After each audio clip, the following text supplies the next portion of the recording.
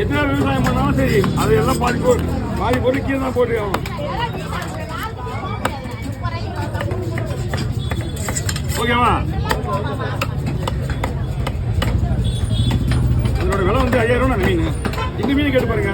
அவர் சொன்ன கேட்டு எவ்வளோ நீங்க 5000 2000 அப்போ 2 கிலோ மீன் 2000 5 கிலோ மீன் 2500 கிலோ 1000 ரேட்டு தான். அது கவனிக்காம வாங்க. நம்ம யோசிக்கிறோம் எதுக்கு வராங்க அப்படின்னு யோசிக்கணும்.